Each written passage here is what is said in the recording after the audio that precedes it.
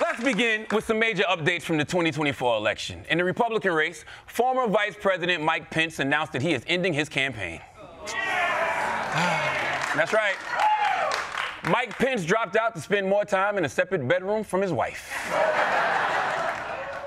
I will say, though, is it really ending your campaign when your campaign never got off the ground to begin with? It's like turning down sex when you have erectile dysfunction. Like, the choice was made for you already, my guy, all right? I'll be honest, though, I feel bad for Mike Pence. His shot at the White House was over the moment he decided to do the right thing and not overturn the election. He had to get the same people, that's right, give him some round of applause for that, yeah. He had to get the same people who wanted to hang him to hire him. I mean, for a guy so Christian, Mike Pence gets a lot. But Republicans deciding they don't want to run against Donald Trump after all is not a surprise. What is a surprise is that there's finally a Democrat running against Joe Biden.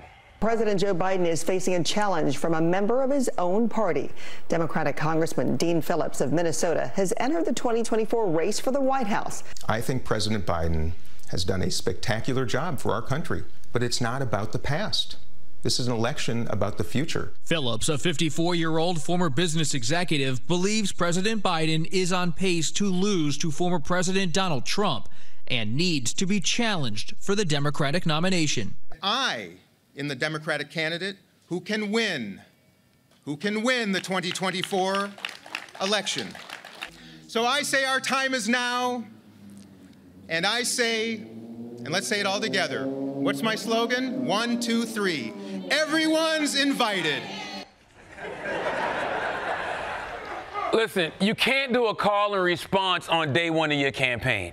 No one knows what your slogan is. Because what do I always say? On the count of 3, say it with me. 1, 2, 3. That's right. You don't know what I always say because it's my first day.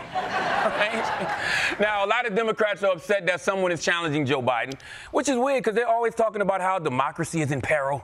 Now this guy's like, well, I'll run too. And they're like, no, we don't mean democracy in the Democratic Party.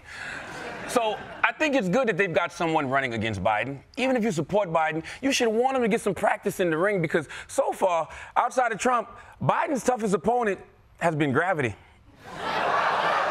Yeah.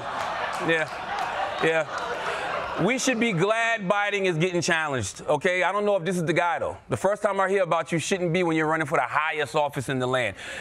Sure, Trump didn't have political experience, but at least I saw him on TV. And I don't need Dean Phillips to be a celebrity, but he should at least go on one episode of Naked and Afraid. Just one, okay?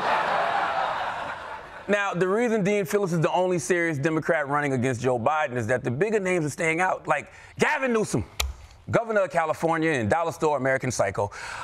A lot of people think he would be a good candidate, and after what happened with him on a trip to China over the weekend, I would definitely want to see him run. The Los Angeles Times says California Governor Gavin Newsom visited China, where he fouled out during a photo op with some kids.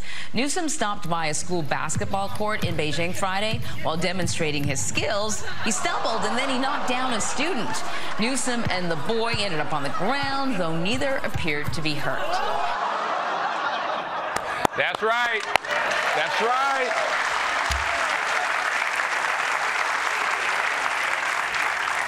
Finally, a Democrat is getting tough on China, okay? Newsom took that kid down like, oh, that's for COVID, bitch, all right? And it's bad enough Newsom ran through that kid's chest, but did they have to make that the new cover of NBA 2K? You know what I'm really thinking? How is this guy worse at basketball than Chinese people? I mean, oh, I'm sorry. Who are your 3 favorite Chinese basketball players?